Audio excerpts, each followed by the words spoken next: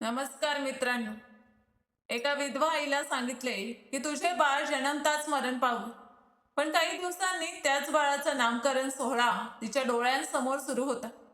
पुढे या आईने काय केले आणि सत्य कसे समोर आले हे जाणून घेण्यासाठी कथा शेवटपर्यंत नक्की ऐका. माझे नाव अनन्या आहे. उठ रे रोहन, उठ ना. मला असे सोडून तू जाऊ शकत नाहीस. तुझ्याशिवाय मी जगू शकणार नाही. कृपया डोळे उघड. मी रडत होते, ओरडत होते. रडता रडता माझा आवाजही निघेनासा झाला होता.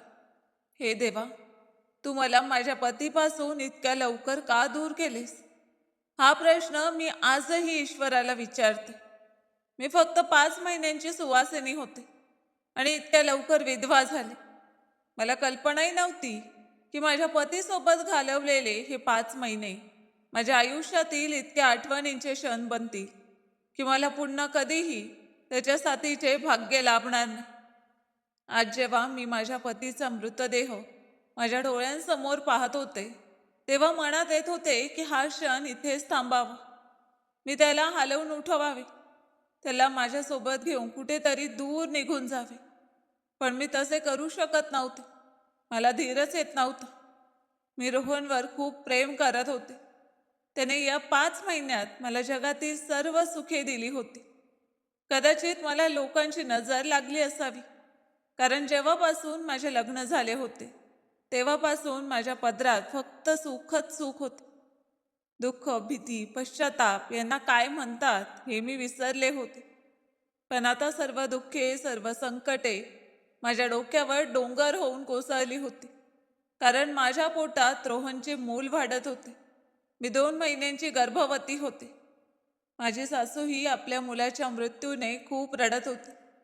रोहन तिचा मोठा मुलगा होता. त्याच्या खांद्यावरच या घराची सारी जबाबदारी होती. प्रत्येक जण येत होता, दुःख व्यक्त करत होता. बरेच लोक माझ्या गळ्यात पडून रडत होते. काही स्त्रिया बाजूला बसून बोलत होत्या की बिचारीच्या हातांची मेहंदी अजून नीट चुकलेली नाही आणि विधवा झाली. शिवाय गर्भवती आहे. आता हे मूल कसे वाढवेल कोण जाणे. त्यांच्याबरोबर शेजारची सुनीताबाई ही बसली होती.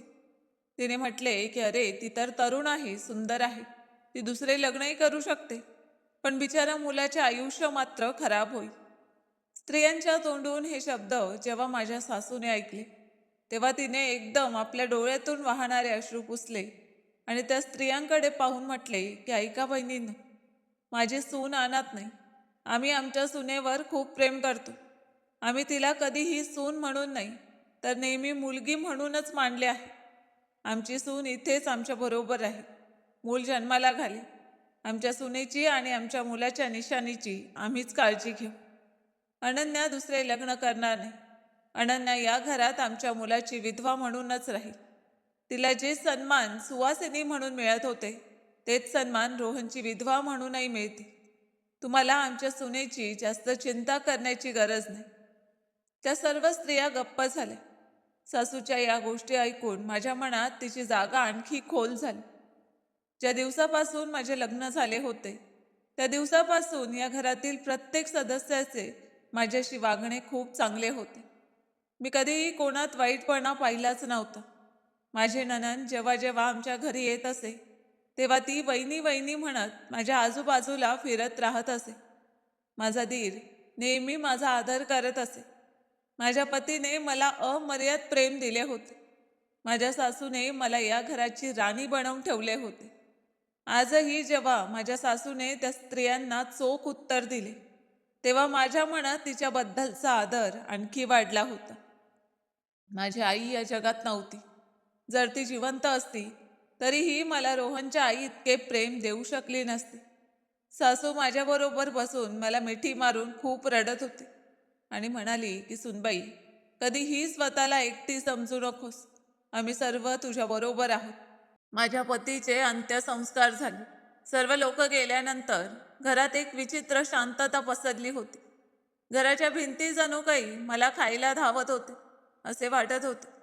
ज्या खोलीत मी आणि रोहन एकमेकांबरोबर हसून खेळून राहत होतो, तीच खोली आता ओसाड झाली होती. मी हळूहळू पावले टाकत खोलीत गेले. बेडवर आमच्या दोघांचा मोठा फोटो लावलेला होता. त्यात आम्ही दोघे पती पत्नी वधूवराच्या रूपात एकमेकांचे हात धरून उभे होतो आणि खूप हसत होतो. माझ्या डोळ्यात अश्रू आले. मी एक हात माझ्या पोटावर फिरवला आणि विचार केला की रोहन, तुला इतक्या लवकर जायला नको होते. माझा नाही तर येणाऱ्या आपल्या मुलाचा तरी विचार करायला हवा होता ना. मी याची काळजी कशी घेईन? याला कसे सांगेन की याचे बाबा तो या जगात येण्यापूर्वीच निघून गेले? इतके म्हणताच मी खूप रडले. असे अनेक दिवस निघून गेले.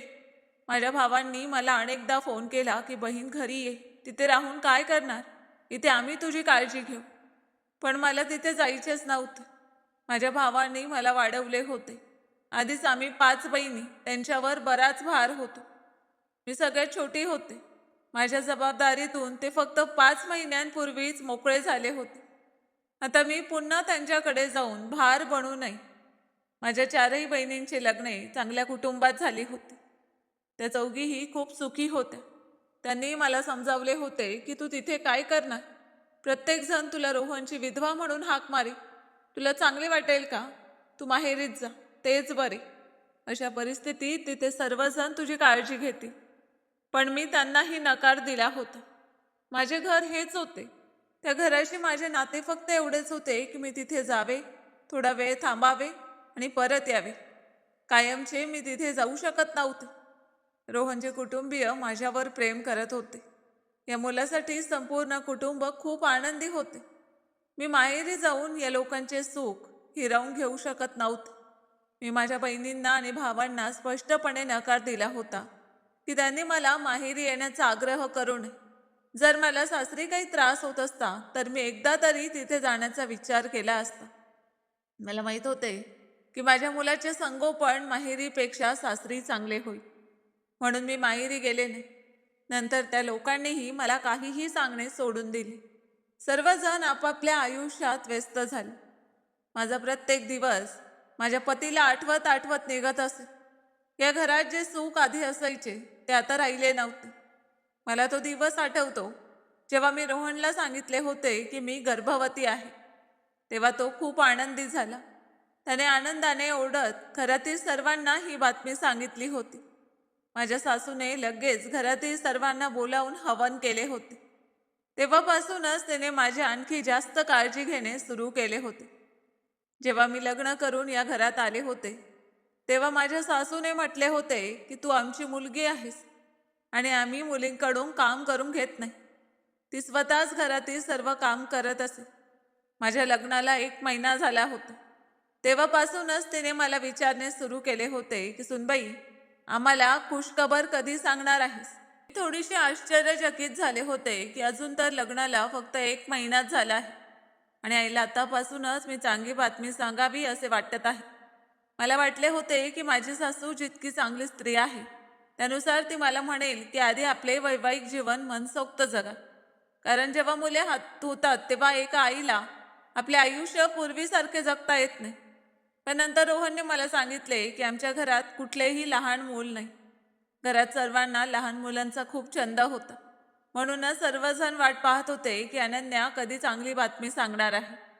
तेव्हापासूनच मीही देवाची प्रार्थना करू लागले होते की त्यांनी माझी ओटी लवकर भरावी, जेणेकरून या घराच्या अंगणात नवा जीव खेळू शकेल आणि घरातील सर्वांचा आनंद दुप्पट होईल.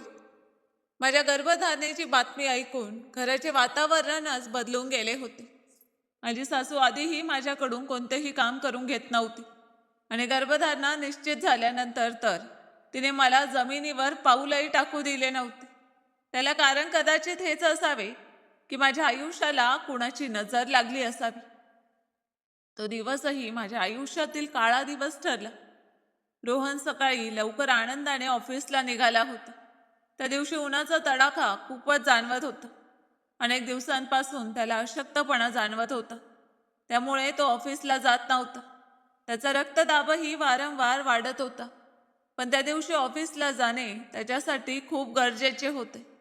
कारण त्याची एक महत्त्वाची मीटिंग होती आणि तो बऱ्याच दिवसांपासून ऑफिसला गेलेला नव्हता. मी त्याला वारंवार सांगितले होते की तू ऑफिसला जाऊ नकोस, तुझी मीटिंग दुसरा कोणीही सांभाळू शकतो. पण त्याने माझे ऐकले नाही. तो हसत म्हणाला की माझी तब्येत ठीक आहे. मी फक्त मीटिंग संपताच परत येईन. घरातून निघताना त्याने मला मिठी मारली. माझ्या पोटावर हात ठेवत तो म्हणाला की आपली आणि बाळाची काळजी घे. तू विश्रांती घे. मी फक्त 2-3 तासात परत येतो. पण त्याचे ते शब्द शेवटचे ठरतील याची मला तेव्हा कल्पनाही नव्हती. त्यानंतर रोहन पुन्हा कधीच घरी परतला नाही. काही वेळाने ऑफिसमधून फोन आला की रोहनला हृदयविकाराचा झटका आला आहे. घरातून माझा दीर विक्रम लगेच रुग्णालयात गेला. जवळपास 2 तासानंतर तो परत आला. तेव्हा रुग्णवाहिकेतून आपल्या भावाचा पार्थिव देह घेऊन आला होता. त्या क्षणी माझ्या आयुष्याची सारी चकाकीच हरवून गेल्यासारखी वाटली. माझी सासू मात्र माझ्यासाठी अजूनही तशीच होती. माझा दीर अजूनही माझा खूप आदर करत होता आणि माझी नणंद दर आठवड्याला घरी येऊन माझी काळजी घेत असे. या घरात सगळे होते, फक्त माझा पती नव्हता. माझ्या आयुष्यात सर्वात मोठी उणीव त्याचीच होती. माझी सासू स्वतःच्या हातांनी माझ्यासाठी फळे कापून आणत असे. ती मला प्रेमाने म्हणायची की सुनबाई हे खा. स्वतःसाठी नाही तर रोहनसाठी आणि आपल्या बाळासाठी तरी खा. ही फळं तुला शक्ती देतील. पण मला काहीही खावेसे वाटत नव्हतं. मी दिवसभर आपल्या खोलीतच पडून राहत असे. मला जे काही हवे असे ते माझी सासू स्वतः खोलीत आणून देत असे आणि प्रेमाने फक्त एवढेच म्हणायची की तू विश्रांती घे. आपल्या खाण्यापिण्याची काळजी घे. माझ्या मुलाच्या निशाणीला काहीही होऊ नये. माझा दीर विक्रम सुद्धा स्वतः मला दर आठवड्याला बाईकवर बसवून रुग्णालयात घेऊन जात असे. तिथे डॉक्टर माझी तपासणी करत असत. माझ्या गर्भधारणेत कोणत्याही प्रकारची अडचण नव्हती.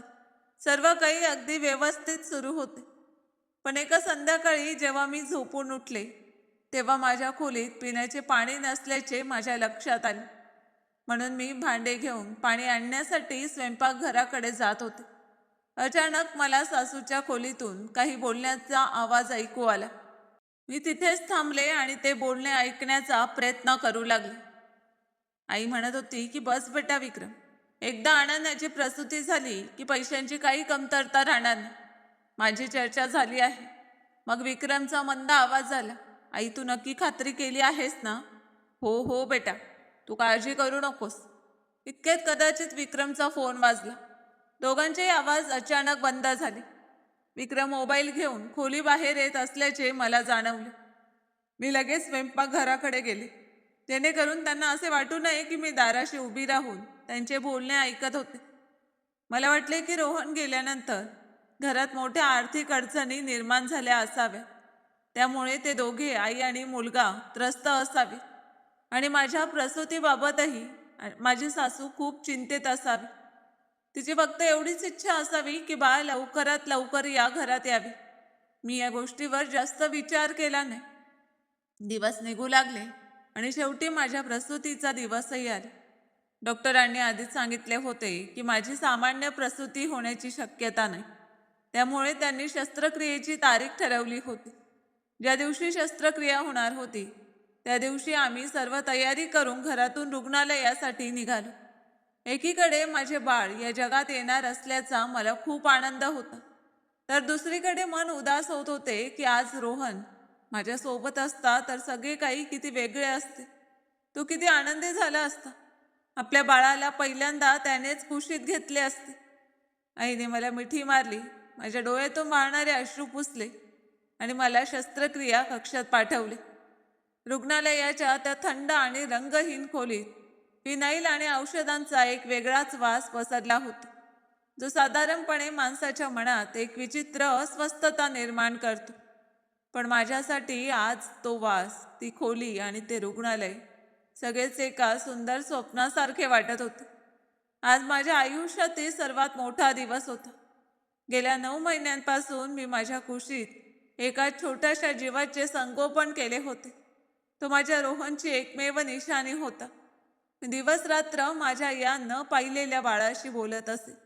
मी स्वतःच्या हाताने त्याच्यासाठी लहान लहान मऊ लोकरीचे स्वेटरही विणले होते. माझी फक्त एवढीच इच्छा होती की माझ्या पतीची निशाणी लवकरात लवकर माझ्या कुशीत यावी.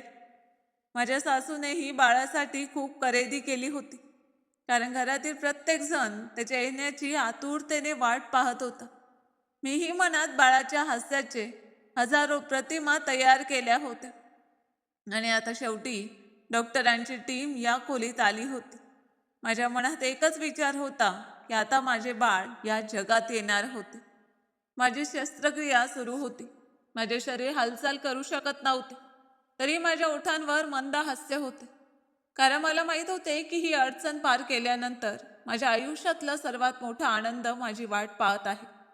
मी आपल्या बाळाच्या रडण्याचा पहिला आवाज ऐकण्यासाठी आतुर झाले होते आणि माझे हृदय जोरात धडधडत होते.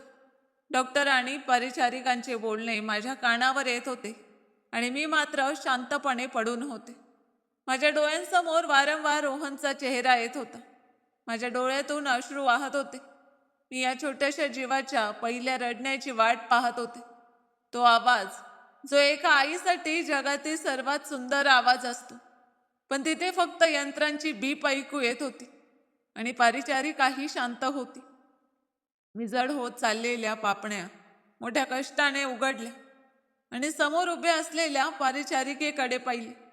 तिच्या चेहऱ्यावर पूर्ण गंभीर भाव होते. तिने माझ्याकडे न पाहता पांढऱ्या कपड्यात काहीतरी गुंडाळले आणि डॉक्टरांकडे पाहिले. मी माझ्या अशक्त आणि कापऱ्या आवाजात परिचारिकेला माझ्या बाळाबद्दल विचारले. तेव्हा परिचारिका हळूच माझ्याकडे वळली.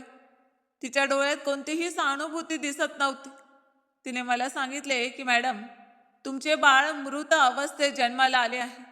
त्याचा श्वास चालत नाही. हे शब्द नव्हते तर जणू वितळलेली काच माझ्या कानात ओतली गेली होती. हे शब्द माझ्या मेंदूला धडकले आणि माझ्या अस्तित्वाचे तुकडे उडवून दिल्यासारखे झाले. मला वाटले की वेळ थांबला आहे. खोलीच्या भिंती माझ्यावर कोसळू लागल्या. जणू कोणीतरी माझ्या छातीत हात घालून माझे धडधडणारे हृदय बाहेर काढून घेतले होते. माझ्या गळ्यातून अशी वेदनादायक किंकाळी निघाली की शस्त्रक्रिया कक्षाच्या भिंतीही हादरल्यासारख्या वाटली. कारण ती किंकाळी अशा आईची होती जिचे जग उभे राहण्याआधीच उद्ध्वस्त झाले होते. डॉक्टर अजूनही माझ्यावर उपचार करत होते. माझा रक्तदाब वाढू लागला होता. डॉक्टर म्हणाले की शांत राहा. तो फक्त एक बाळ नव्हता, तर माझ्यासाठी रोहनची शेवटची निशाणी होती. मी वेड्यासारखे स्वतःला हलवण्याचा प्रयत्न करत होते, पण माझे शरीर सुन्न झाले असल्यामुळे मला हलताही येत नव्हते. मी त्या सर्वांना सांगण्याचा प्रयत्न करत होते की असे होऊ शकत नाही. माझे बाळ जिवंत आहे. मला त्याची चाहूल जाणवली आहे. तो काल रात्रीही माझ्याशी बोलत होता. मी त्यांच्यावर खोटे बोलत असल्याचा आरोप केला आणि माझे बाळ मला द्यावे अशी विनवणी करू लागले. पण माझी मातृत्वाची भावना अक्षरशः आक्रोश करत होती आणि निसर्गाचा निर्णय अटल असल्याचे मला सांगितले जात होते. त्या क्षणी माझ्यासाठी जगात काहीही उरले नव्हते. रोहनला गमावल्यानंतर ज्या बाळाला मी त्याची शेवटची निशाणी समजून 9 महिने आपल्या कुशीत जपले होते, तेही माझ्यापासून हिरावले गेले होते. शस्त्रक्रिया पूर्ण झाल्यानंतर मला खोलीत हलवण्यात आले. माझे शरीर अजूनही असह्य होते. माझ्या डोळ्यातून अश्रू थांबण्याचे नाव घेत नव्हते. हळूहळू शस्त्रक्रियेची गुंगी उतरू लागली होती आणि वेदना जाणवू लागल्या होत्या. माझे शरीर वेदनेने त्रासून गेले होते. मी दाराकडे टक लावून पाहत होते की कधी कोणी आत येईल. माझी सासू कधी येईल आणि मला आपल्या गळ्यात घेऊन धीर देईल. मला आपल्या सासूच्या खांद्यावर डोके ठेवून मनातला दुःखाचा भार हलका करायचा होता. काही वेळाने दार उघडले आणि सासू आत आली. तेव्हा माझ्या सुजलेल्या डोळ्यात आशेची एक किरण जागी झाली. मी माझे कापत असलेले हात सासूकडे पुढे केले आणि हुंदके देत तिला सांगितले की रोहनचे बाळ या जगात राहिले नाही. आई, आपल्या कुटुंबाचा दिवा विझला. आपल्या सगळ्या आनंदावर दुःखाचे सावट आले. पण माझ्या सासूने मला मिठी मारली नाही. ती फक्त माझ्या बिछाण्याजवळ आली आणि खुर्चीवर बसली. मी अश्रूंनी भरलेल्या नजरेने तिच्या चेहऱ्याकडे पाहिले. तिथे काहीतरी असे होते ज्यामुळे मी एका क्षणासाठी आश्चर्यचकित झाले. ती आधी बाळाच्या जन्मासाठी जितकी आतुर होती, आता बाळाच्या मृत्यूची बातमी ऐकून अजिबात दुःखी दिसत नव्हती. तिच्या डोळ्यात ना अश्रू होते ना चेहऱ्यावर दुःखाची एकही रेषा. असे वाटत होते की बाळ गेल्याचे तिला काहीही दुःख झाले नव्हते. ती फक्त शांत बसली होती. तिने माझा हात धरला तिच्या स्पर्शातही कोणताही धीर जाणवत नव्हता. तिने अगदी सामान्यपणे मला म्हटले की देवाची हीच इच्छा होती अनन्या, रडणे बंद कर आणि धीर धर, जेणेकरून तू लवकर बरी होशील आणि आपण या रुग्णालयातून घरी जाऊ. मी तिच्याकडे पाहून आश्चर्यचकित झाले होते. ती मला धीर देत होती, पण स्वतः मात्र खूप शांत आणि निवांत दिसत होती. माझ्या डोळ्यातील अश्रू एका क्षणासाठी जणू गोठून गेले. मला समजेना की जी आई कालपर्यंत या बाळासाठी इतकी स्वप्ने पाहत होती, ती आज इतकी शांत कशी काय राहू शकते. मी माझ्या साधेपणाने आणि निरागसपणाने एवढाच विचार केला की कदाचित ती माझ्यासमोर रडू इच्छित नसावी, कारण ती रडली तर मी आणखी खचून जाईल. कदाचित ती आतून पूर्णपणे तुटली असावी. आधी तिने आपला मुलगा गमावला होता आणि आता आपल्या मुलाची संततीही गमावली होती. त्यामुळे मला धीर देण्यासाठी ती स्वतः मजबूत असल्याचे दाखवत असावी. पण तरीही माझ्या सासूला आणि दिराला रुग्णालयातून लवकर निघण्याची घाई जाणवत होती. त्यांच्या वागण्यात काहीतरी वेगळे होते. मला नेमके काय खटकत होते हे समजत नव्हते, पण मनाच्या एका कोपऱ्यात काहीतरी विचित्र घडत असल्याची जाणीव सतत होत होती. त्या रात्री मी एकटीच माझे अश्रू गिळत राहिली. माझा बिछाना हुंदक्यांनी भिजला होता, पण माझी सासू मात्र आरामात सोफ्यावर झोपली होती, जणू काही घडलेच नव्हते. दुसऱ्या दिवशी रुग्णालयाचे वातावरण नेहमीसारखेच होते, पण माझ्यासाठी जगातील प्रत्येक गोष्ट निरर्थक झाली होती. असेच 3 दिवस निघून गेले. डॉक्टरांनी मला डिस्चार्ज दिला. मी जड पावलांनी आणि रिकाम्या खुशीने रुग्णालयातून घरी जाण्यासाठी तयार होत होते. माझे हात त्या ओझ्याला उचलण्यासाठी धडपडत होते, जे माझ्या अस्तित्वाचा एक भाग बनले होते. मी माझ्या पिशवीत बाळाचे ते लहान कपडे आणि जोडे परत ठेवले, तेव्हा माझे हृदय दुःखाने भरून आले. विक्रम डिस्चार्जची प्रक्रिया आणि बिल क्लिअर करण्याच्या निमित्ताने खोलीबाहेर गेला होता. मला जाणवत होते की माझी तब्येत अजूनही खूप खराब आहे. मी परिचारिकेकडे पाणी मागण्यासाठी हळूहळू खोलीबाहेर कॉरिडॉरमध्ये आले. तो कॉरिडॉर बराच लांब होता आणि तिथे शांतता पसरली होती. मी भिंतीचा आधार घेत पुढे जात होते. अचानक माझे पाऊल तिथेच थांबले, कारण कॉरिडॉरच्या दुसऱ्या टोकाला, जिथून लिफ्टकडे जाण्याचा मार्ग होता, तिथे विक्रम उभा होता. त्याच्यासोबत सासूबाई आणि तीच परिचारिका उभी होती, जिने मला बाळाच्या मृत्यूची बातमी दिली होती. मी काही विचारण्यासाठी पुढे जाऊ लागले. तेवढ्यात माझ्या नजरेस एक गोष्ट पडली. विक्रमने आपल्या जॅकेटच्या आतल्या खिशातून एक जाड लिफाफा काढला आणि तो परिचारिकेच्या हातात ठेवला. माझे डोळे आश्चर्याने विस्फारले. इतक्या दूर असूनही तो लिफाफा पैशाने भरलेला असल्याचा अंदाज मला येत होता. परिचारिकेने तो लिफाफा हातात घेतला. त्याचे वजन जाणवताच तिच्या चेहऱ्यावर एक लोभी हास्य उमटले. ते पाहून माझ्या मनात भीतीची एक लाट उठली. आईनेही हसत परिचारिकेकडे पाहिले आणि निवांतपणे मान हलवली. त्यानंतर ते तिघे कॉरिडॉरच्या दुसऱ्या बाजूला वळून निघून गेले. पण माझे मन मात्र या सगळ्या प्रकाराचा अर्थ लावू शकत नव्हते. मी विचार करू लागले, रुग्णालयाचे बिल द्यायचे असेल तर ते काउंटरवर भरले जाते, त्याची पावतीही मिळते. मग विक्रमने परिचारिकेला असे लपून इतके पैसे का दिले आणि त्या परिचारिकेच्या चेहऱ्यावर ते विचित्र हास्य का होते? कालपर्यंत ती माझ्यासमोर इतकी सहानुभूती दाखवत होती, मग आज तिचे वागणे इतके वेगळे का होते? माझ्या मनात प्रश्नांचे वादळ उठले होते, कारण एका स्त्रीची अंतःप्रेरणा अनेकदा तिला काहीतरी चुकीचे घडत असल्याची जाणीव करून देते. त्या क्षणी माझ्या मनात धोक्याच्या घंटा वाजत होत्या. माझ्या मनात कोणाची गुप्त हेरगिरी करण्याचा हेतू नव्हता.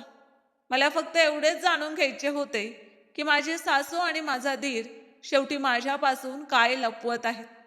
रुग्णालयाचे एखादे मोठे बिल होते का, ज्याबद्दल हे लोक मला सांगून त्रास देऊ इच्छित नव्हते? पण त्या परिचारिकेच्या चेहऱ्यावरचे ते हास्य माझ्या मनाला सतत अस्वस्थ करत होते. म्हणून मी ठरवले की आता सासूकडे जाऊन तिला थेट विचारायचे की शेवटी हे सगळे काय चालले आहे. मी वेगाने त्या दिशेने गेले ज्या दिशेने ते लोक गेले होते. पण ते रुग्णालयाच्या मुख्य बाहेरच्या मार्गाने न जाता अशा एका रस्त्याकडे वळले, जो रुग्णालयाच्या जुन्या आणि ओसाड तळमजल्याकडे जात होता. मी लपून छपून धडधडणाऱ्या हृदयाने हळूहळू पोटाला हात लावत त्यांच्या मागे चालू लागले.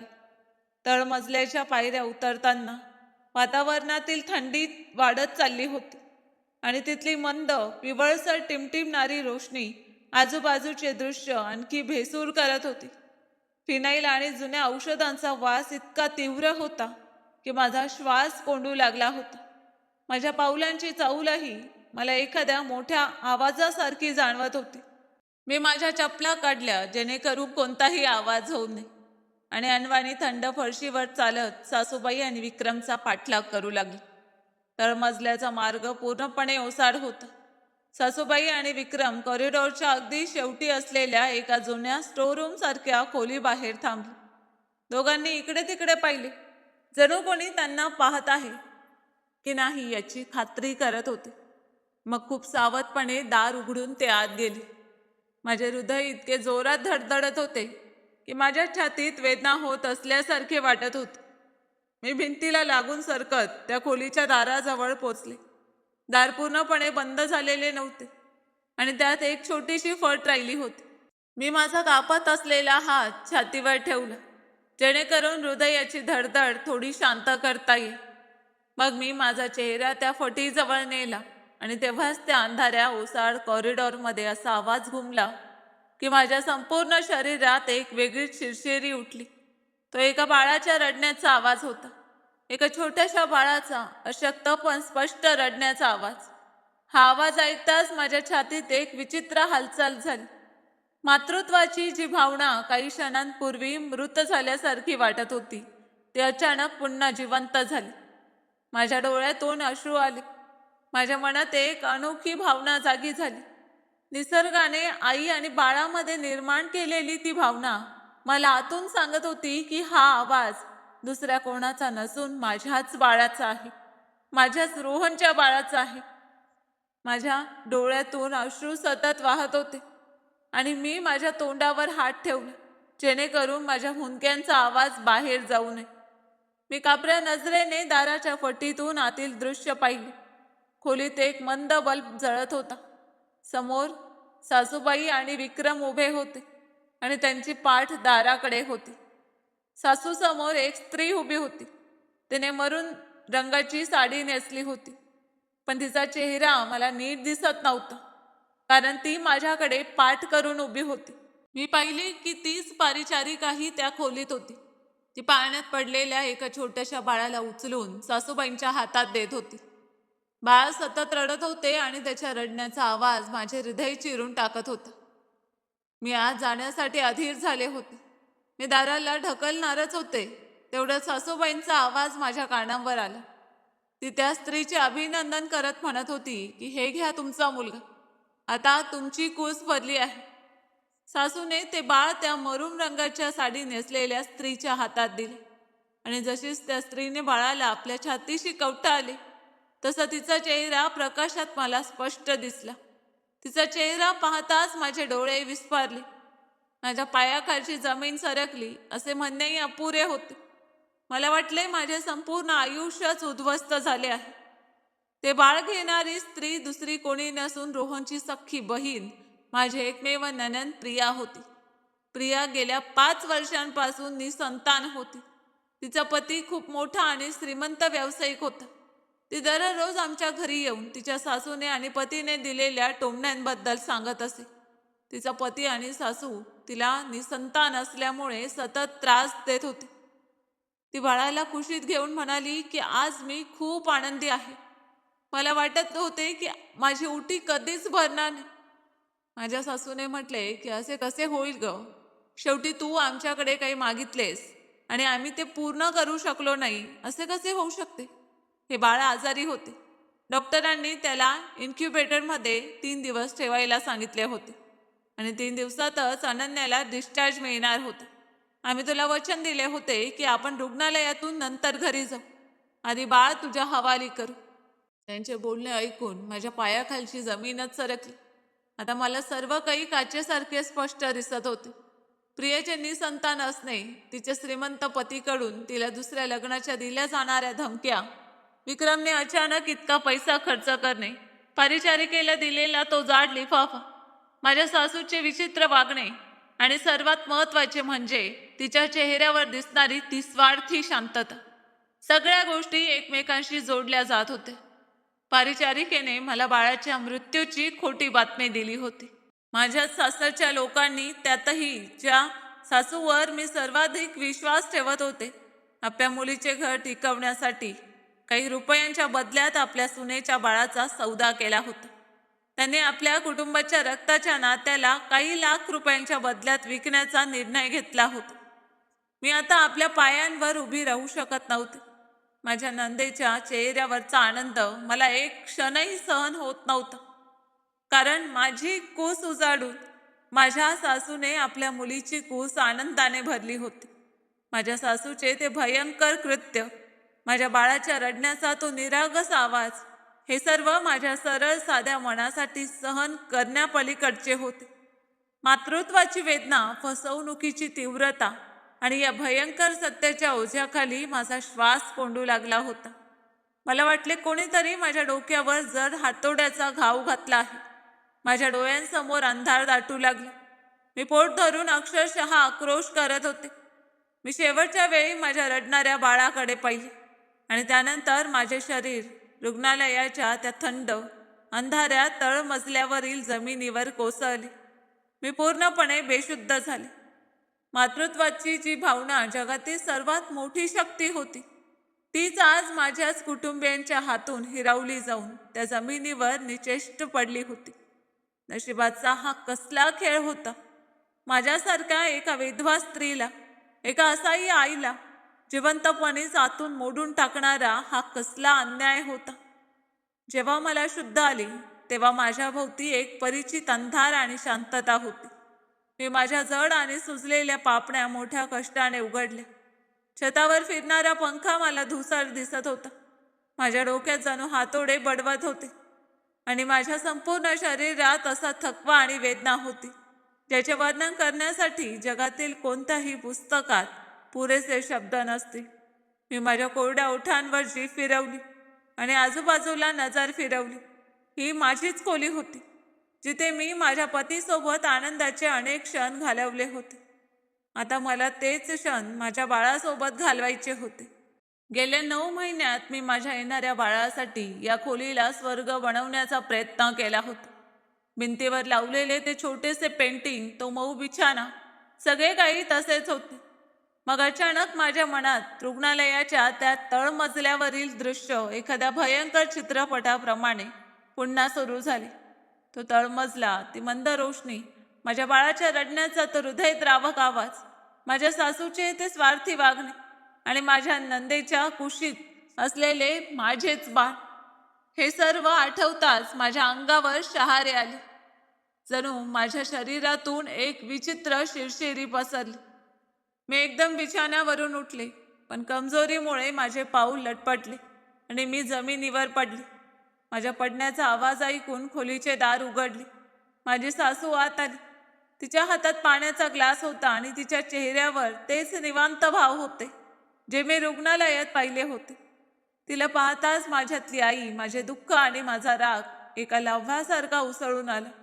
मी सरकत तिच्या पावलांजवळ गेले आणि तिच्या पायांना मिठी मारून हुंदके देत रडू लागले. तिच्या गळ्यात हात घालून हिचक्या घेत मी विनवणी करू लागले की आई, कृपया मला सांगा की मी रुग्णालयाच्या तळमजल्यात जे पाहिले, जे ऐकले, ते एक भयंकर स्वप्न होते. मला सांगा की माझे बाळ जिवंत आहे आणि तुम्ही त्याला इथे माझ्याजवळ आणणार आहात. तो तुमच्या मुलाचे, रोहनचे बाळ आहे. तुम्हीच तर म्हणाला होतात की रोहनची संतती या जगात त्याच्याच रूपाने येईल. मग मला सांगा, तुम्हीच आपल्याच मुलाच्या संततीचा सौदा का केला? का केलं तुम्ही असं? मी तिच्या पायाशी डोके ठेवून माझ्या बाळाची भीक मागत होते. अशी भीक जी जगातील कोणतीही आई कोणाकडेही मागताना स्वतःला असह्य समजे. पण माझ्या सासूने मला उठवून मिठी मारण्याऐवजी मोठ्या निर्दयतेने मागे ढकलले. मी जमिनीवर पडले आणि आश्चर्याने त्या अनोळखी स्त्रीकडे पाहू लागले. जिच्यावर मी इतका विश्वास ठेवत होते आणि जिला मी माझी आई मानत होते. तिने पाण्याचा ग्लास टेबलावर ठेवला आणि मोठ्या तिरस्काराने मला सांगितले की तुझे पाहिलेच ते सत्य आहे. मला धीर देण्याऐवजी ती एखाद्या व्यवसाय करणाऱ्या स्त्रीप्रमाणे मला सगळे समजावून सांगू लागली. पहा अनन्या, हे सत्य आहे की आमच्या कुटुंबाने तुला खूप प्रेम दिले आहे. आमचा मुलगाही तुझ्यावर खूप प्रेम करत होता, पण आता तो या जगात नाही. तू त्याची विधवा म्हणून आमच्या घरात राहिलीस. आम्ही विचार केला होता की वेळ असाच पुढे जाईल, पण आमच्या घरचा मोठा मुलगा आणि कमवता माणूस या जगातून निघून गेला. तुला माहीत आहे, घराचा सारा खर्च तोच करत असे. त्याच्या नोकरीतून घरातील प्रत्येकाची गरज भागत होती.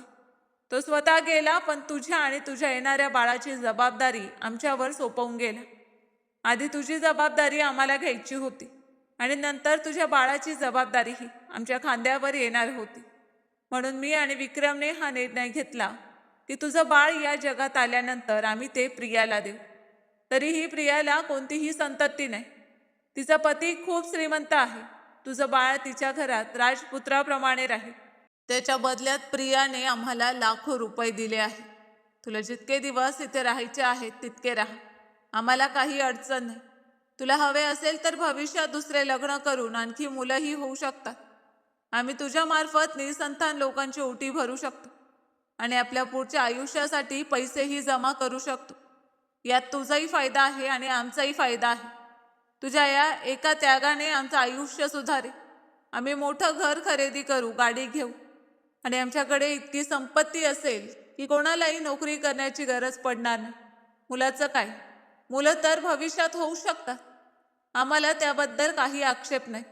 आम्ही हे रहस्य कोणालाही सांगणार नाही आणि तुला तुझ्या वाट्याचे पैसेही शांतपणे दिले जातील. म्हणून गोंधळ घालण्याची काही गरज नाही.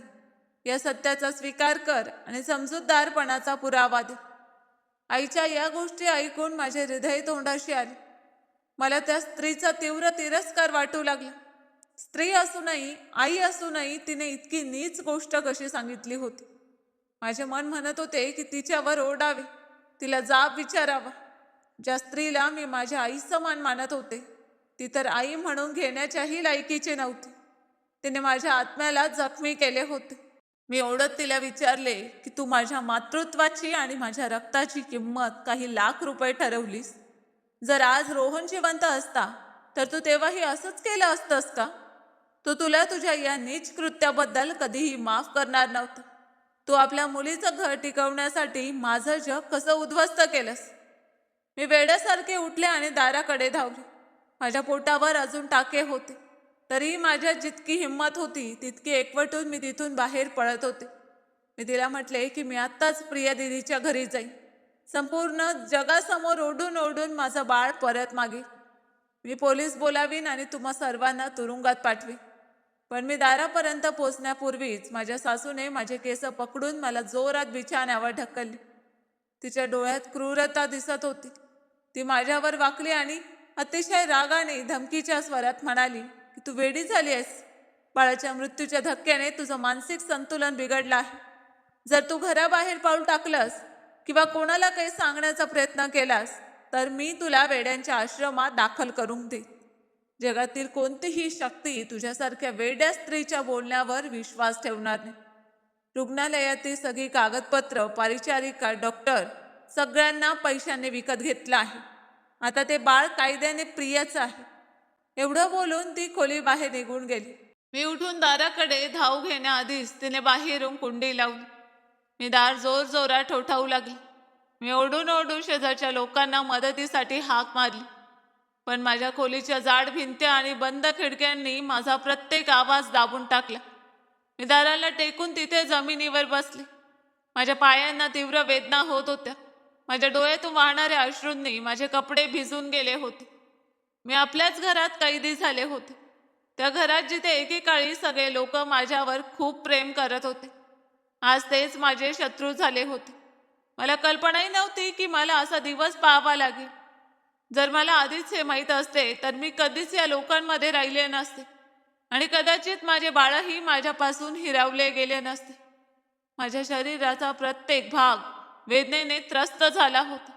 शस्त्रक्रियेची वेदना अजूनही माझ्या शरीरात होती आणि त्यावर माझ्या सासरच्या लोकांनी केलेली ही फसवणूक.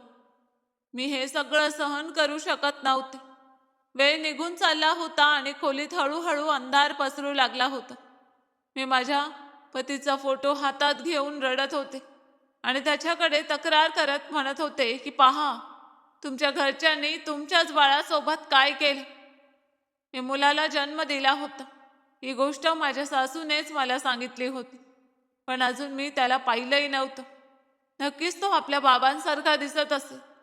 हे विचार करताच माझे डोळे पुन्हा अश्रूंनी भरून येत होते. मी जमिनीवर पडून असह्यपणे रडत होते. आपले केस घट्ट पकडत होते आणि स्वतःला सावरायचा प्रयत्न करत होते. कदाचित शरीराची ही वेदना माझ्या हृदयातील वेदना थोडी कमी करे असे मला वाटत होते, पण मातृत्वाची वेदना जगातील प्रत्येक वेदनेपेक्षा मोठी असते. जेव्हा रात्रीचा अंधार पूर्णपणे पसरला आणि माझ्या किंकाळ्या हुंदक्यांमध्ये बदलल्या, तेव्हा मला जाणवले की या बंद खोलीत आणि या भयंकर जगात माझा कोणताही आधार उरलेला नाही. ज्यांना मी आपले मानत होते तेच माझ्यासाठी क्रूर झाले होते. मी देवाची प्रार्थना करत होते, कारण ईश्वराकडे प्रार्थना करण्याशिवाय माझ्याजवळ दुसरा कोणताही मार्ग नव्हता.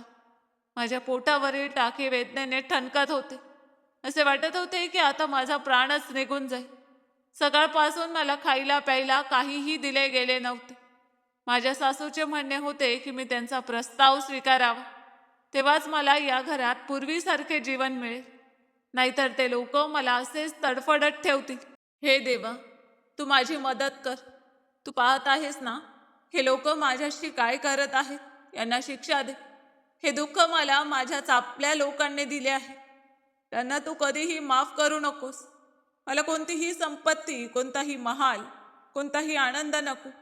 मला फक्त माझ्या हृदयाचा तो तुकडा परत दे, जो माझ्यापासून हिरावून घेतला गेला आहे. मी रडत रडत प्रार्थना करत होते आणि देवाला विचारत होते की न्याय फक्त शक्तिशाली आणि श्रीमंत लोकांसाठीच असतो का?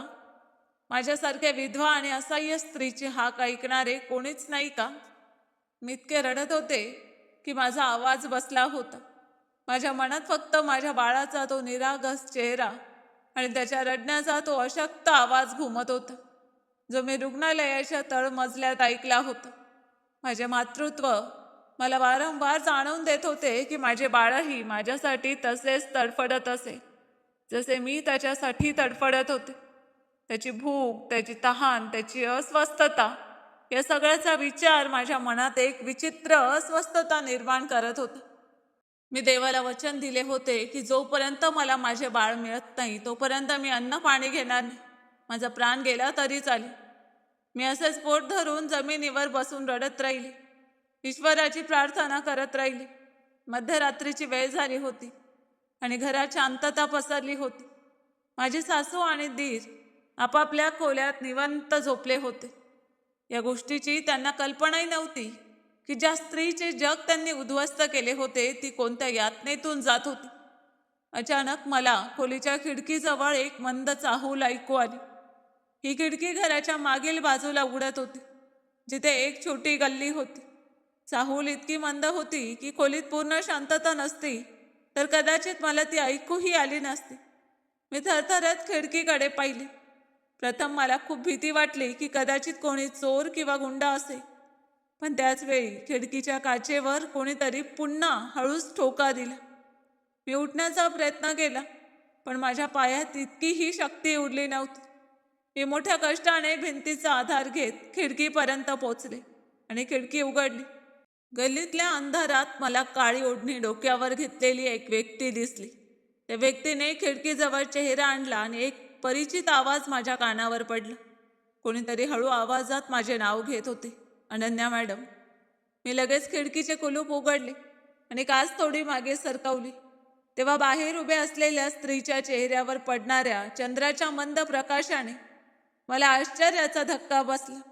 ती दुसरी कोणी नसून रुग्णालयातील तीच परिचारिका होती, जिने विक्रमकडून पैशांनी भरलेला लिफाफा घेतला होता आणि जिने माझे बाळ मृत असल्याचे मला सांगितले होते.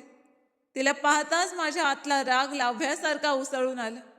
मी तिला जाब विचारणारच होते, पण मी तोंड उघडण्याआधीच तिने दोन्ही हात जोडले आणि रडत मला विनंती करू लागली की मॅडम, कृपया गोंधळ करू नका, नाहीतर तुमचे घरचे जागे होतील. तिच्या डोळ्यात अश्रू होते आणि तिचे डोके लज्जेने खाली झुकले होते. तिने हुंदके देत मला सांगायला सुरुवात केली की मॅडम, मी पैशांच्या लालसेपोटी मोठं पाप केलं. माझी आई रुग्णालयात जीवनमरणाच्या अवस्थेत होती आणि तिच्या शस्त्रक्रियेसाठी मला पैशांची खूप गरज होती. तुमच्या सासूने मला हे करण्यासाठी मोठी रक्कम देण्याची कबुली दिली होती. म्हणूनच मी तुमची कूस उजाडली. मला माफ करा. माझी चूक झाली. मी ती मान्य करते. एका जिवंत आईला तिच्या बाळापासून दूर करण्याचे जे पाप मी केले आहे, त्यासाठी ईश्वरही मला माफ करणार नाही. ती रडत म्हणाली की मी त्या पैशांनी माझ्या आईचा उपचार सुरू केला. पण जेव्हापासून मी रुग्णालयातून घरी गेले, तेव्हापासून मला एका क्षणासाठीही मन शांती मिळत नाही. रुग्णालयात तुमचे रडणे, तुमच्या वेदनांनी भरलेल्या किंकाळ्या, सगळं काही माझ्या कानात सतत घुमत आहे. मी पाहिलं होतं की तुम्ही आमचं बोलणं ऐकलं होतं.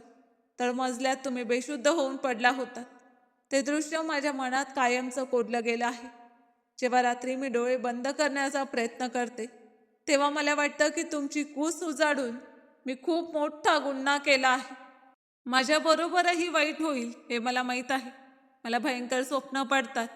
ज्या दिवसापासून मी तुमच्या बाळाचा सौदा केला, त्या दिवसापासून माझ्या मनाला एका क्षणासाठीही शांती मिळालेली नाही. पहा मॅडम, एक स्त्री म्हणून मी तुमची वेदना खूप चांगल्या प्रकारे समजते. माझा जागृत विवेक मला शांत बसू देत नाही. मला माहीत आहे की या घरात तुमच्यासोबत काय चाललं आहे. तुमच्या सासूने आणि दिराने रुग्णालयातच योजना आखायला सुरुवात केली होती की तुम्ही त्यांच्या या नव्या व्यवसायासाठी तयार झालात तर ते तुम्हाला काहीही म्हणणार नाहीत. पण तुम्ही तयार झाला नाहीत तर तुमचं आयुष्य कठीण करतील. ते तुम्हाला वेडी ठरवतील, जेणेकरून कोणीही तुमच्या बोलण्यावर विश्वास ठेवणार नाही. परिचारिकेने आपले अश्रू पुसत ठाम स्वरात म्हटले की मॅडम, मी केलेल्या पापाचे प्रायश्चित करू इच्छिते आणि तुमची मदत करण्यासाठीच इथे आले आहे, जेणेकरून मी तुमचे बाळ तुम्हाला परत मिळवून देऊ शकेन. तिचे शब्द ऐकून मी थक्क झाले, कारण माझा त्यावर विश्वासच बसत नव्हता. मी दरवर्षी देवाकडे रडत रडत प्रार्थना करत होते. त्याने इतक्या लवकर माझी प्रार्थना ऐकली होती आणि माझ्या शत्रूलाच माझी सहानुभूती घेणारी व्यक्ती बनवून माझ्या दाराशी पाठवले होते. मी रडत तिचा हात पकडला आणि तिला विचारले की आता आपण काय करू शकतो, कारण मी या खोलीत बंद आहे आणि माझी सासू मला बाहेर पडू देणार नाही. परिचारिकेने मला सांगितले की तिने माझ्या नंदेला माझ्या सासूशी बोलताना ऐकले होते. ती म्हणत होती की 2-3 दिवसानंतर ती बाळाच्या नामकरणासाठी घरात खूप मोठी पूजा ठेवणार आहे आणि एक समारंभही होणार आहे, ज्यात बरेच पाहुणे आणि मोठमोठे लोक सहभागी होणार आहेत. परिचारिकेने मला वचन दिले की ती कशी तरी मला या कैदेतून बाहेर काढून त्या समारंभात घेऊन जाईल, जिथे मी सर्वांसमोर माझा हक्क मागू शकेन. माझे बाळ, माझे रक्त खूप लवकर माझ्या कुशीत परत येणार होते.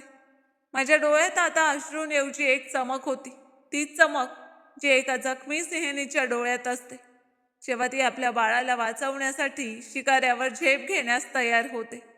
आजची रात्र माझ्या वेदनेची शेवटची रात्र होती आणि येणारा उद्याचा माझा सुडाचा, माझ्या मातृत्वाच्या विजयाचा आणि सत्याचा सूर्य घेऊन उगवणार होता. मी बिछाण्यावर पडून डोळे बंद केले आणि आपल्या बाळाच्या चेहऱ्याचा विचार करत हसू लागले. असे हास्य ज्या जगातील सर्व वेदना आणि जगातील सर्व आशा सामावलेल्या होत्या. खोलीच्या भिंती आता मला कमजोर करत नव्हत्या, तर माझ्या आतल्या आईला आणखी मजबूत बनवत होत्या. मला माहीत होते की सत्याचा मार्ग कठीण असतो, पण त्याचे ध्येय नेहमी विजयाकडेच घेऊन जाते. प्रिया दिदी आणि माझ्या सासूने उभे केलेले हे खोटे महाल खूप लवकर माझ्या खऱ्या अश्रूंसमोर आणि एका निरागस बाळाच्या आर्त हाकेसमोर वाळूच्या भिंतीसारखे कोसळणार होते. मी स्वतःला मानसिकरित्या येणाऱ्या सर्वात मोठ्या वादळासाठी तयार केले होते, ज्यात एकतर मला माझे बाळ मिळणार होते किंवा याच प्रयत्नात माझा प्राण जाणार होता. कारण एक आई आपल्या बाळाशिवाय जिवंत प्रेतासारखीच असते. ही लढाई आता फक्त माझी नव्हती, तर जगातील प्रत्येक त्या आईची लढाई होती, जिच्या मातृत्वाचा सौदा केला गेला असेल. आणि मला ही लढाई कोणत्याही परिस्थितीत जिंकायचीच होती. मी उद्याच्या सकाळची अधीरतेने वाट पाहू लागले, जेव्हा पारिचारिकेच्या मदतीने या नरकातून बाहेर पडून आपल्या नशिबाशी लढण्यासाठी मला निघायचे होते. माझा विश्वास खडकासारखा मजबूत झाला होता आणि तोच माझे सर्वात मोठे शस्त्र होते. आता फक्त थोडा वेळ राहिला होता. माझे बाळ माझ्या कुशीत परत येणार होते. मी आपल्या रिकाम्या कुशीवर हात ठेवला आणि स्वतःशी हळूच म्हटले की मी येते आहे. माझ्या बाळा, तुझी आई येते आहे, तुला त्या निर्दयी लोकांच्या तावडीतून मुक्त करण्यासाठी. जगातील कोणतीही शक्ती आता आपल्याला एकमेकांपासून वेगळे करू शकणार नाही. मी शांततेचा एक दीर्घ श्वास घेतला आणि रात्रीच्या अंधारात सकाळच्या पहिल्या किरणाची वाट पाहू लागली. कमरेला वेदना होत होत्या, संपूर्ण शरीर बेहाल झाले होते. पोटावर शस्त्रक्रियेचे टाके होते आणि त्यांची वेदना जाणवत होती. तरीही माझ्या हृदयात एक अटल निर्णय होता, आपले बाळ मिळवूनच राहील. दुसऱ्या दिवशीचा सूर्य आपल्या प्रकाशासह उगवला, पण माझ्या आतल्या जगात अजूनही एक गडद आणि अंधारी रात्र पसरली होती, जिची कोणतीही सकाळ मला दिसत नव्हती. परिचारिकेने सांगितल्याप्रमाणे मला माझ्या सासूसमोर असे भासवायचे होते की मी माझे मानसिक संतुलन गमावले आहे आणि आता माझ्यात हे सगळे सहन करण्याची आणखी ताकद उरलेली नाही. थोड्या वेळाने खोलीचे दार उघडले. माझी सासू आत आली तेव्हा मी तिला पाहून असे वागले जणू मी खोल धक्क्यात होते आणि मला आजूबाजूच्या वातावरणाची काही जाणीव नव्हती. माझ्या सासूने महागडे कपडे घातले होते आणि तिच्या चेहऱ्यावर एक अशी चमक होती जी तिने माझ्या बाळाचा सौदा करून मिळवलेल्या पैशांमुळे आली होती. तिने तिरस्काराने माझ्याकडे पाहिली आणि अतिशय थंड स्वरात म्हटले की आम्ही प्रियाच्या घरी जातोय. आज तिच्या बाळाचे नामकरण आहे, म्हणून शांतपणे याच खोलीत पडून राहा आणि कोणताही तमाशा करण्याचा प्रयत्न करू नकोस, नाहीतर तुला थेट वेड्यांच्या आश्रमात दाखल करून देईन.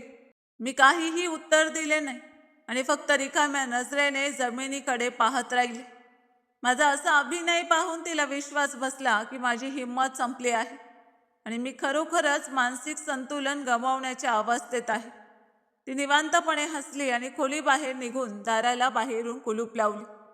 तिच्या पावलांची चाहूल जसजशी दूर होत गेली तसतशी माझ्यातली खचलेली आई पुन्हा जिवंत आणि जागृत झाली. मी लगेच आपले विस्कटलेले केस नीट केले, कपडे व्यवस्थित केले आणि खिडकीजवळ जाऊन अधीरतेने परिचारिकेची वाट पाहू लागले. माझे हृदय इतके जोरात धडधडत होते की मला माझी छाती फुटेल असे वाटले, कारण आजचा दिवस माझ्या आयुष्यातील सर्वात मोठा आणि निर्णायक दिवस होता. मला माहीत होते की आज मी माझे बाळ मिळवण्यात अपयशी ठरले तर कदाचित या दुःखासह एका क्षणासाठीही जगण्याची माझ्या ताकद उरणार नाही.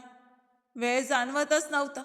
प्रत्येक सेकंद मला एका वर्षासारखा भासत होता आणि माझी नजर खिडकीबाहेरच्या त्या ओसाड गल्लीवर खेळली होती. शेवटी तो क्षण आलाच. मी परिचारिकेला वेगाने गल्लीच्या कोपऱ्यातून वळून माझ्या खिडकीकडे येताना पाहिले. तिच्या चेहऱ्यावर एक विचित्र भीती आणि अस्वस्थता होती, पण तिच्या डोळ्यातला आत्मविश्वास पाहून मला धीर आला. तिने लगेच खिडकीचे कुलूप बाहेरून कसे तरी उघडले आणि मला लवकर बाहेर येण्याचा इशारा केला. पण माझ्या पोटात खूप तीव्र वेदना होत होती आणि तरीही मी त्या वेदनेकडे दुर्लक्ष केले. शस्त्रक्रियेचे परिणाम अजून ताजे असतानाही मी मातृत्वाची शक्ती मनात जागवली, कारण मातृत्वाची शक्ती ही जगातील प्रत्येक कमजोरीपेक्षा मोठी असते. मी खिडकीच्या चौकटीवर हात ठेवला आणि आपली सर्व शक्ती एकवटून त्या अरुंद खिडकीतून बाहेर पडले.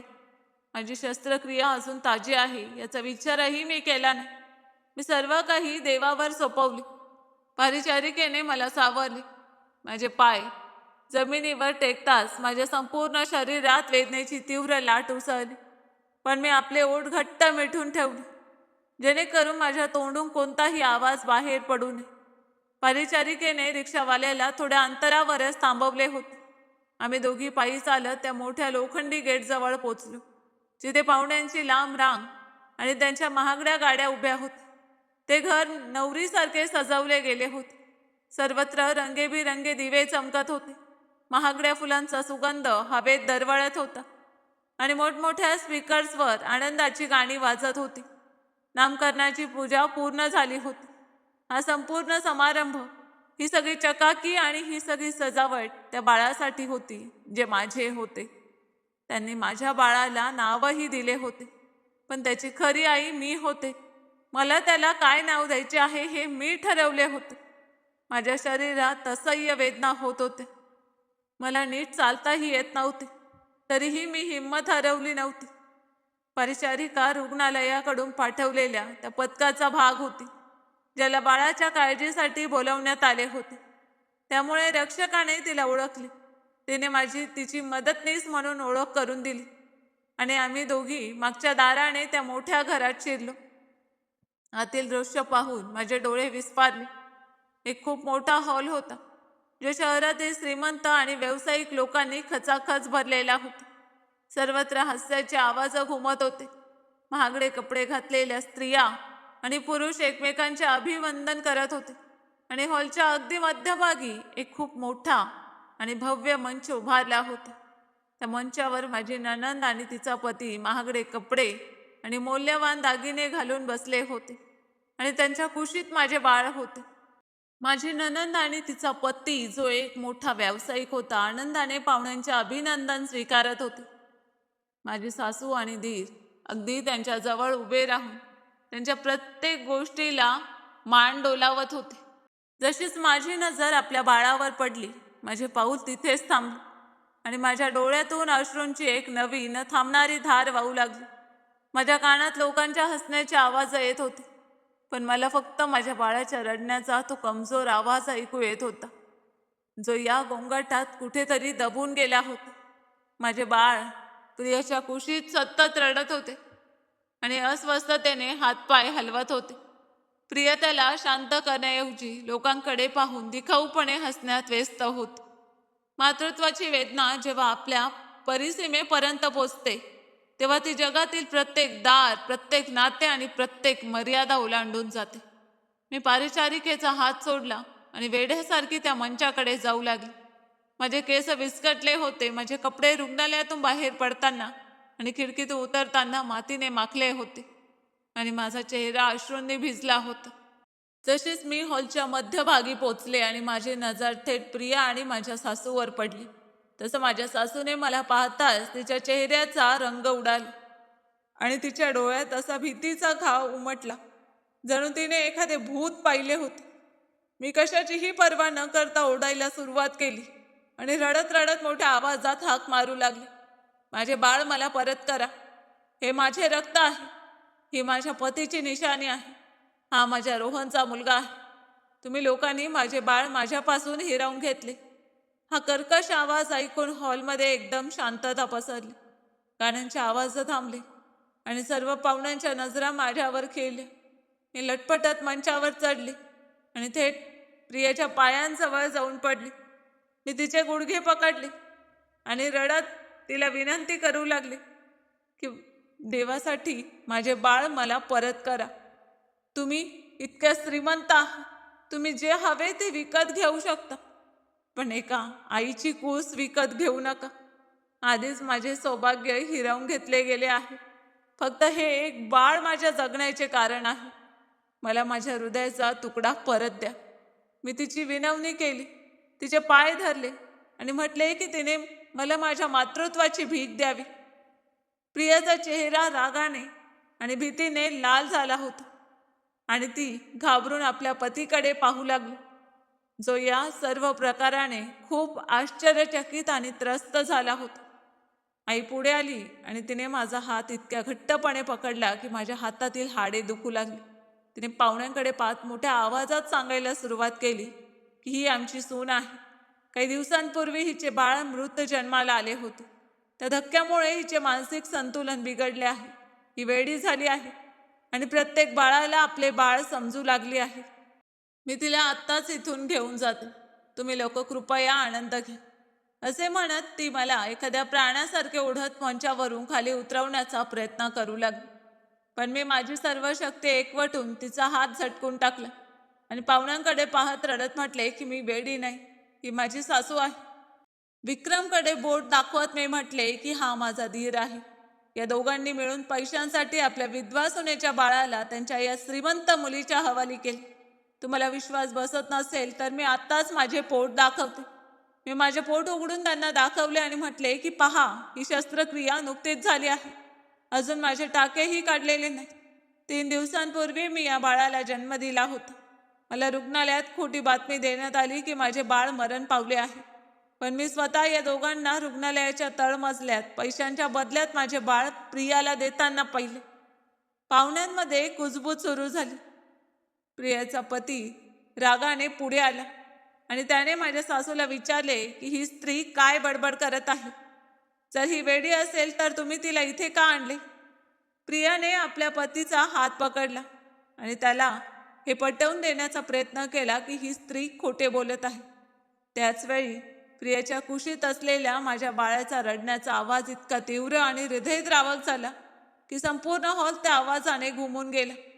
ते बाळ काही केला शांत होण्याचे नाव घेत नव्हतं आणि त्याचा प्रत्येक रडण्याचा आवाज माझ्या हृदयावर हातोड्यासारखा आघात करत होता. मला आता आणखी धीर राहिला नाही. मी एका भुकेलेल्या सेनीसारखी पुढे गेले आणि प्रियाच्या हातातून आपले बाळ घेतले. प्रियाने किंकाळी फोडून मला मागे ढकलण्याचा प्रयत्न केला, पण त्यावेळी माझ्यात इतकी शक्ती संचारली होती की कोणीही मला थांबवू शकत नव्हते. जशी मी आपल्या रडणाऱ्या तडफडणाऱ्या बाळाला आपल्या छातीशी धरले आणि त्याच्या लहानशा अस्तित्वाचा, मातृत्वाचा स्पर्श मला जाणवला, तसे गेल्या अनेक तासांपासून सतत रडणारे ते बाळ एका क्षणात पूर्णपणे शांत झाले. त्याने आपल्या लहान लहान बोटांनी माझ्या कपड्यांना घट्ट धरले आणि आपले डोकं माझ्या छातीवर ठेवून शांतपणे श्वास घेऊ लागले. हॉलमध्ये उपस्थित प्रत्येक व्यक्तीचे डोळे हे दृश्य पाहून आश्चर्याने विस्फारले. हा निसर्गाचा चमत्कार होता. हा असा निर्णय होता ज्याला खोडून काढण्याची शक्ती कोणत्याही माणसात नव्हती. एका बाळाचे आणि आईचे हे शांत पण अत्यंत शक्तिशाली नाते पाहून संपूर्ण हॉलमधील प्रत्येकाच्या मनाला धक्का बसला होता. कोणताही पुरावा, कोणतेही कागदपत्र किंवा कोणताही साक्षीदार या क्षणापेक्षा मोठा असू शकत नव्हता. कारण ज्या बाळाला कोणीही शांत करू शकत नव्हते ते आपल्या खऱ्या आईच्या छातीशी लागताच शांत झाले होते. हॉलमध्ये मृत्यूसारखी शांतता पसरली आणि फक्त माझ्या अश्रूंचे थेंब पडण्याचा आणि माझ्या बाळाच्या शांत श्वासांचा आवाज ऐकू येत होता. मी आपल्या बाळाच्या कपाळाचे चुंबन घेत होते. त्याचे लहान हात माझ्या चेहऱ्याला स्पर्श करत होते. मी डोके वर करून आकाशाकडे पाहिले आणि शांततेचा दीर्घ श्वास घेतला. देवाने इतक्या लोकांसमोरही माझ्या मातृत्वाच्या सत्याची साक्ष स्वतः दिली होती. माझी सासू, धीर आणि प्रियाच्या चेहऱ्यांवर आता भीती स्पष्ट दिसू लागली होती आणि ते तिघे थरथर कापत होते, कारण त्यांना अंदाज आला होता की आता त्यांचे खोटे सर्वांसमोर उघड झाले आहे. त्यांनी आणखी कोणतेही कारण किंवा खोटे रचण्यापूर्वीच हॉलच्या मागील भागातून परिचारिकेचा तीव्र आणि स्पष्ट आवाज घुमला. ती रडत आणि हात जोडत पुढे आली आणि प्रियाच्या पतीसमोर तसेच सर्व पाहुण्यांसमोर उभी राहून आपला गुन्हा कबूल करू लागली. तिने रडत सांगितले की माझ्या सासूने तिला रुग्णालयात पैशांचे आमिष दाखवून विकत घेतले होते. त्याने मला बेशुद्ध करून माझे बाळ गायब केले होते आणि नंतर ते मृत असल्याचे भासवून रुग्णालयाच्या तळमजल्यात प्रियाच्या हवाली केले होते. परिचारिकेने सांगितले की तिच्याजवळ त्या व्यवहाराची सर्व रेकॉर्डिंग आणि बँकेची पावती आहे, जी विक्रमने तिला पैसे पाठवताना दिली होती. तिने रडत म्हटले की ती एक गरीब स्त्री आहे, जिने आपल्या आजारी आईचे प्राण वाचवण्यासाठी आपला प्रामाणिकपणा गमावला होता. पण अन्यायाच्या त्या आक्रोशाने आणि असह्य आईच्या डोळ्यांनी तिचा विवेक जागा केला होता आणि आता ती या पापांचा भार आणखी सहन करू शकत नव्हती. परिचारिकेच्या साक्षीमुळे माझ्या सासू, धीर आणि प्रिया पुढे आणखी मोठे संकट उभे राहिले. हॉलमध्ये उपस्थित प्रत्येक व्यक्ती रागाने आणि तिरस्काराने त्या तिघांकडे पाहत होता. प्रियाचा पती, ज्याला आपल्या प्रतिष्ठेची खूप काळजी होती, हे घृणास्पद सत्य ऐकून संतापला. त्याच्या डोळ्यात प्रचंड राग दिसत होता. त्याने पुढे जाऊन माझ्या धीराच्या गालावर जोरदार थप्पड मारली आणि तो लटपटा स्टेजवरून खाली पडला. त्याने माझ्या सासूकडे आणि आपल्या पत्नीच्या चेहऱ्याकडे तिरस्काराने पाहिले. तो माझ्या सासूला म्हणाला की तुम्हाला तर मी तुरुंगात पाठवी आणि तिथे उर्वरित आयुष्य काढावे लागेल. आणि प्रिया, तू एक स्त्री असूनही आपल्या निसंतानतेची वेदना दूर करण्यासाठी एका विधवा स्त्रीचे आयुष्य उद्ध्वस्त करायला निघाली होतीस. मी तुला माझ्या आयुष्यातून काढून टाकत आहे. अशा स्त्रीला माझ्या आयुष्यात जागा नाही, जी स्वतःच्या फायद्यासाठी दुसऱ्याचे आयुष्य उद्ध्वस्त करते. माझ्या घरातून निघून जा. तिथे उपस्थित असलेल्या पाहुण्यांपैकी कोणीतरी पोलिसांना फोन केला. थोड्याच वेळात पोलीस आले आणि त्यांनी माझ्या सासू, दीर आणि नंदेला अटक केली. ते तिघेही रडत होते आणि हात जोडून विनवण्या करत होते. पण आता त्यांचे कोणतेही डावपेच कामी येणार नव्हते. मला माझे बाळ परत मिळाले होते. माझ्या नंदेच्या पतीने आदराने मला आणि माझ्या बाळाला आपल्या गाडीत बसवले आणि माझ्या माहेरी पोचवले. जेव्हा मी माहेरी पोचले आणि माझ्या माहेरच्या लोकांना संपूर्ण गोष्ट कळली, तेव्हा त्यांच्या पायाखालची जमीनच सरकली. त्यांनी माझी खूप काळजी घेतली. काही दिवसानंतर माझे टाके कापले गेले. त्यानंतर मी आपल्या बाळाचे संगोपन करण्यास सक्षम झाले. असाही आईच्या अश्रूंमध्ये खूप शक्ती असते, जी मोठमोठ्या चतुर लोकांचा अहंकारही मातीत मिसळून टाकते. मातृत्वाचे नाते जगातील सर्वात खरे नाते आहे, जे ना कोणी विकत घेऊ शकते आणि ना कोणतीही शक्ती हिरावून घेऊ शकते. माझे बाळ माझ्या श्वासांशी जोडलेले आहे. मी त्याचे नाव केशव ठेवले. माझ्या भावांनी मला खूप पाठबळ दिले. त्यांनी माझ्या बाळाचा हक्क मला मिळवून दिला. मी आजही माझ्या सासरीच राहते. माझा दीर आणि माझी सासू तुरुंगाच्या सलाखांमागे आहे. माझे बाळ या घराचे रक्त होते. त्या नात्याने या घरातील प्रत्येक गोष्टीवर माझ्या बाळाचाही समान हक्क आहे. मित्रांनो, नात्यांपेक्षा पैसा मोठा मानला की माणूस आपलेपणाच विसरतो. पण सत्य कितीही लपवले तरी एक दिवस समोर येतेच. आईच्या ममतेची किंमत जगातील कोणत्याही पैशाने ठरवता येत नाही. ही कथा तुम्हाला मनापासून आवडली असेल तर लाईक करा. तुमचे मत कमेंटमध्ये नक्की सांगा. आणि अशाच हृदयस्पर्शी कथा ऐकण्यासाठी आमच्या चॅनलला सबस्क्राईब करा. तसेच आमच्या नवीन चॅनलवर खऱ्या आयुष्यात घडलेल्या घटनांवर आधारित कथा ऐकायला मिळतील. या चॅनलची लिंक खाली डिस्क्रिप्शनमध्ये दिली आहे. त्यामुळे नक्की सपोर्ट करा आणि सबस्क्राईब करा. धन्यवाद.